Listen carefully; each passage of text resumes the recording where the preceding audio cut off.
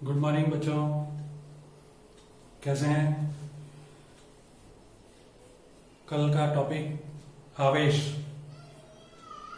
पढ़ लिया होगा, बहुत कुछ समझा भी होगा। आवेशों का अध्ययन करते समय आवेशों के मूलभूत गुणों की बात की गई थी और उसमें सामान्य रूप में हमने कहा था कि आवेश वह राशि है जो दो कणों के मध्य स्थिर विद्युत बल के लिए उत्तरदायी होती है।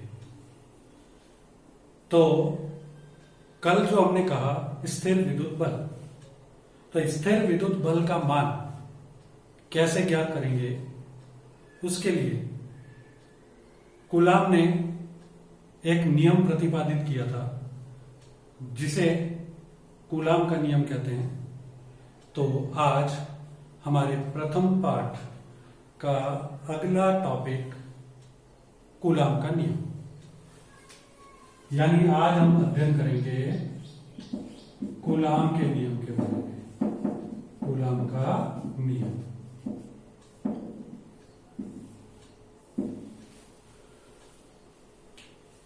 कूलाम का नियम किन्हीं दो आवेशों के मध्य लगने वाले स्थिर विद्युत बल का मान ज्ञात करने के काम आता है।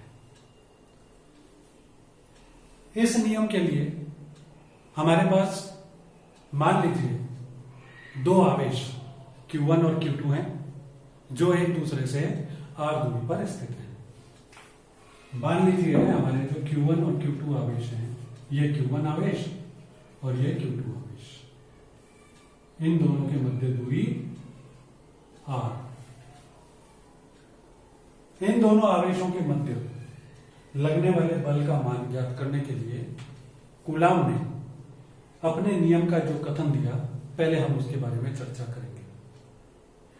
कूलाम के नियम के अनुसार किन्हीं दो आवेशों के मध्य लगने वाला स्थिर विद्युत बल F दोनों आवेशों के गुणनफल के समानुपाती, अर्थात F समानुपाती Q1 Q2 तथा दोनों आवेशों के मध्य दूरी r के वर्ग के व्युत्क्रमानुपाती, अर्थात F समानुपाती 1/r² होता है। संयुक्त रूप में यदि हम कहें तो संयुक्त रूप में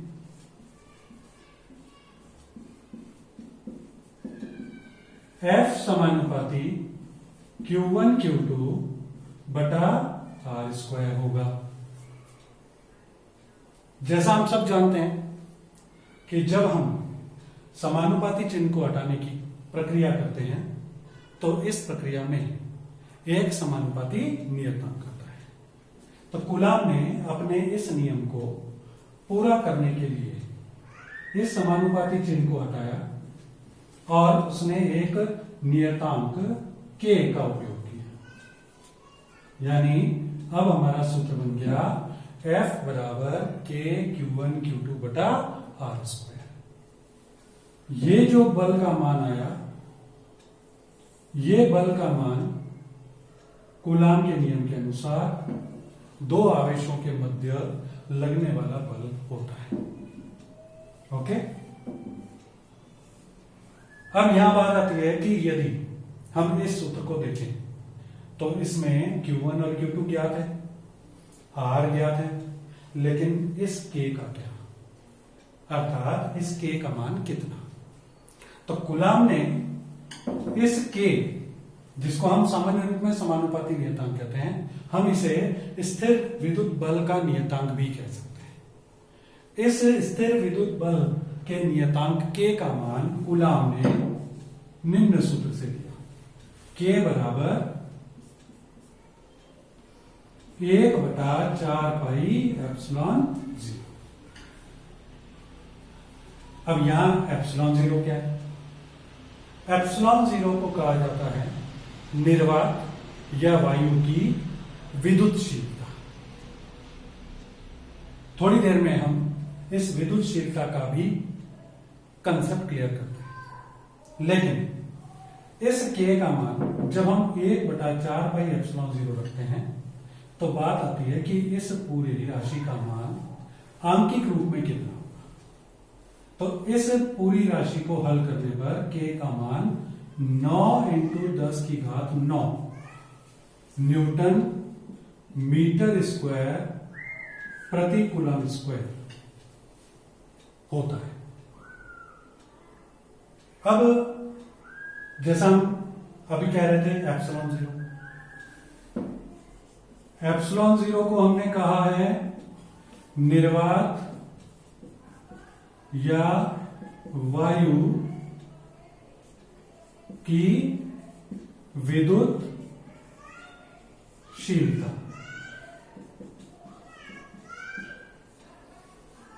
सामान्य रूप में हम कहें तो इस समीकरण नंबर 1 में रखे हुए F के मान को देखकर हम ये तो कह सकते हैं कि बल का मान आवेशों पर निर्भर करता है, दूरी पर निर्भर करता है। लेकिन कूलाम ने हमें ये बताया था कि इस स्थिर विद्युत बल का मान इसके अतिरिक्त अर्थात आवेशों के मान और दूरी के मान के अतिरिक्त माध्यम पर भी निर्भर करता है। अर्थात इस बल पर माध्यम भी अपना प्रभाव दिखाता है। तो माध्यम का प्रभाव प्रदर्शित करने के लिए जिस राशि का उपयोग किया जाता है उस राशि को विद्युतशीलता कहा जाता है। सामान्य रूप में जब हम इस सूत्र की बात कर रहे थे तो हम ये मान कर चल रहे थे कि ये दोनों आवेश जो हैं वो वायु में या निर्वात में रखेंगे। तो निर्वात या वायु में यदि ये दोनों आवेश स्थित हों तो हम इस एप्सिलॉन के साथ 0 संकेत लगाते हैं, इसको एप्सिलॉन 0 कह दिया। लेकिन यदि मान लीजिए आपने निर्वात या वायु के स्थान पर अन्य कोई माध्यम रख लिया तो उस स्थिति में इस एप्सिलॉन के साथ ये 0 संकेत हट जाएगा और उस माध्यम का नाम आ जाएगा। अर्थात उस माध्यम में बल का मान कितना परिवर्तित हुआ, बल का मान कितना प्रभावित हुआ, वो हमें पता पड़ जाएगा इस एप्सिलॉन के मान से, जिसे हमने नाम दिया है विद्युतशीलता। अब बात आती है कि निर्वात या वायु की विद्युतशीलता एप्सिलॉन 0 का मान कितना है।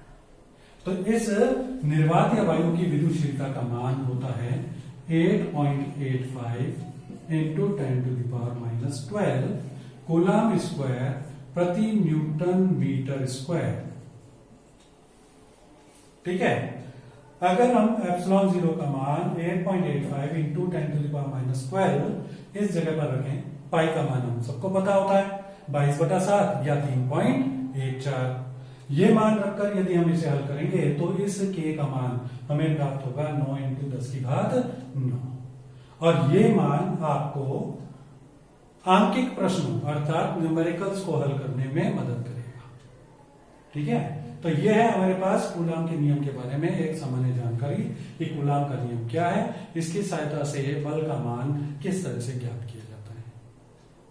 तो एक सामान्य जानकारी जब हमें प्राप्त हो गई तो हमारे मन में एक प्रश्न जरूर उठना चाहिए, वो ये कि चूंकि यहां पर सूत्र में हम बल ज्ञात करना चाह रहे हैं और बल क्या है, बल एक सदिश राशि है। अब यदि बल एक सदिश राशि है तो इस सूत्र की पूर्णता तब मानी जाएगी जब इस सूत्र में परिमाण के साथ साथ दिशा भी प्राप्त हो। अर्थात कूलाम के नियम के द्वारा जो सूत्र हमें भी प्राप्त हुआ है ये परिमाण की जानकारी तो दे रहा है, लेकिन हमको इस सूत्र से इस बल की दिशा प्राप्त नहीं हो रही है। तो हमें इस सूत्र को थोड़ा सा और आगे बढ़ाना पड़ेगा और हमें इस सूत्र को या हम कहें तो कूलाम के नियम को सदिश रूप में लिखना पड़ेगा। यानी यहां तक पहुंचने के बाद मैं कह सकता हूं कि मुझे इस सूत्र में एक छोटी सी बात और जोड़नी चाहिए जिसे हम कह सकते हैं सदिश रूप में कूलाम का नियम।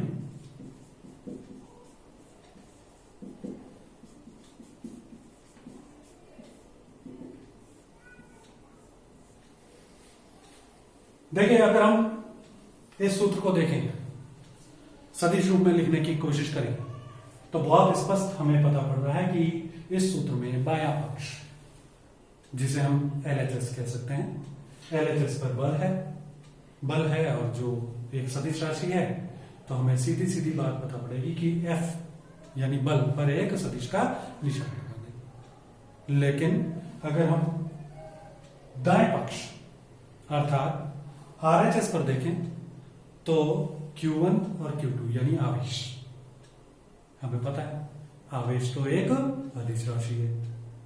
अब चूंकि आवेश एक अदिश राशि है, तो इन पर तो सदिश का निशान लग नहीं सकता, तो हमें अब सोचना पड़ेगा कि इस सूत्र में सदिश किस तरह से लगाया जाए। तो उसके लिए हम इस चित्र को ध्यान से देखें और इस चित्र में हम कोशिश करें दिशा पता करने की। यदि हमें इस चित्र में बल की दिशा प्राप्त हो जाएगी, तो हम सदिश रूप में इस बल को परिवर्तित करने में कामयाब हो जाएंगे। तो देखते हैं कि इस चित्र में अगर हम देखें तो दोनों आवेशों के मध्य लगने वाला जो बल है वो किस दिशा में कार्य कर रहा है, इसकी चर्चा करें। आइए देखिए Q1 और Q2 अभी जो हमने लिखे हैं, दोनों के साथ कोई चिन्ह नहीं है। अब दोनों के साथ कोई चिन्ह नहीं है, तो हमें पता है कि जब तक चिन्हों का उपयोग नहीं कर रहे हैं तब तक हम इनको धनात्मक मानेंगे। यानी अभी हमारे पास Q1 और Q2 दोनों धनावेश हैं, और दोनों यदि धनावेश हैं तो दोनों के बीच में एक प्रतिकर्षण बल लगेगा, क्योंकि आवेश का मुख्य गुण था समान आवेश परस्पर एक दूसरे को प्रतिकर्षित करते हैं। तो ये एक दूसरे को प्रतिकर्षित कर रहे हैं। चलिए मान लीजिए हम पहले Q1 को देखते हैं। Q1 जो है वो Q2 से प्रतिकर्षित हो रहा है। प्रतिकर्षित हो रहा है तो हम कह सकते हैं कि Q1 जो है वो Q2 से इस दिशा में इस तरह से प्रतिकर्षित हो रहा होगा। इसी तरह से यदि हम Q2 को देखें तो वो Q1 से इस तरह से प्रतिकर्षित हो रहा होगा। यानी हम एक बात बिल्कुल निश्चित रूप से समझ रहे हैं कि इस उदाहरण में Q1 और Q2 पर दोनों में से किसी पर भी यदि बल देखा जाए तो दोनों पर ही जो बल है वो इन दोनों आवेशों को मिलाने वाली रेखा R के अनुदिश कार्य कर रहा है। यानी हम अब एक काम कर सकते हैं, एक ऐसे सदिश को लाएं जो इस R के अनुदिश हो, लेकिन वो सदिश ऐसा हो जिसे जब इस सूत्र में प्रवेशित कराया जाए तो इस सूत्र से प्राप्त परिमाण में परिवर्तन नहीं करे। यह तभी संभव है जब हम इस सूत्र में किसी एकांक सदिश को प्रवेशित कराएं। तो हम इस सूत्र को यानी कूलाम के नियम से प्राप्त बल के सूत्र को सदिश रूप में परिवर्तित करने के लिए एक R के अनुदिश एकांक सदिश की कल्पना करते हैं। अब R के अनुदिश एकांक सदिश प्रदर्शित करने के लिए हम ये R लिखकर अगर उसके ऊपर एक कैप लगा दें तो हम कह सकते हैं कि हमारे पास ये एक एकांक सदिश बन जाएगा जिसकी दिशा R के अनुदिश होगी। ओके, तो ये हमारे पास एक सदिश आ जाएगा। ये एक ऐसा सदिश होगा जो इसी लाइन के अनुदिश, इसी रेखा के अनुदिश कार्य करेगा और इस बल के साथ अपना योगदान देने के लिए तैयार होगा। ठीक है, तो हम एक काम करते हैं, अब जब हम F की बात करें तो F के लिए सदिश रूप बनाने के लिए हम समीकरण नंबर 1 में F के मान को इस तरह से प्रदर्शित करें। F सदिश बराबर K Q1 Q2 upon R square और साथ में हम लगा दें R कैप। अब देखिए K Q1 Q2 upon R square ये तो आपको परिमाण देगा, इसके साथ R कैप को हमने गुणा कर दिया यानी एकांक सदिश को गुणा कर दिया, तो इसका मतलब इसका परिमाण अर्थात 1 का गुणा हुआ। और अगर इस राशि में 1 का गुणा हुआ तो हम कह सकते हैं कि इस राशि के परिमाण में कोई परिवर्तन नहीं हुआ। लेकिन क्योंकि आप ये दिशा अपने साथ ले आया तो हम कह सकते हैं कि अब हमारे पास जो कूलाम का नियम बना ये सदिश रूप में कूलाम का नियम बन गया। ठीक है, तो ये जो हमारा सूत्र है, इस सूत्र को हम नाम देंगे सदिश रूप में कूलाम का नियम। इसको हम कर देते हैं समीकरण नंबर 2। ठीक, अब इसमें थोड़ी सी बात और जोड़ देते हैं। देखिए, हमने बहुत क्लियर कर दिया कि f का मान जो है वो इस रेखा के अनुदिश है। सूत्र भी हमें प्राप्त हो गया। बस एक छोटी सी परेशानी, अगर मैं अभी थोड़ी देर के लिए इस चित्र को छुपा दूं और केवल ये चित्र बना दूं, Q1, Q2 और ये R, अब यदि मैं कहूं कि ये F बल लग रहा है, तो आप बताइए कि इस F की दिशा कौन सी है। हालांकि हम कहेंगे कि F की दिशा R के अनुदिश है, लेकिन R के अनुदिश किधर, बाईं ओर या दाईं ओर? तो हमें अभी इस सूत्र से बाईं और दाईं का अनुभव नहीं है, तो हम कोशिश करते हैं कि इस सूत्र को थोड़ा सा और आगे बढ़ाएं और देखें कि ये बाईं ओर और दाईं ओर को किस तरह से प्रदर्शित करेगा। ओके, तो देखते हैं। आइए देखिए, मान लीजिए पहले मैं बात करता हूं Q1 पर Q2 के कारण बल की, अर्थात मुझे चाहिए Q1 पर Q2 के कारण बल। अब देखिए, इसको लिखने का तरीका मैं लिखूंगा F12। इसे F12 नहीं पढ़ना, इसे पढ़ना है F12।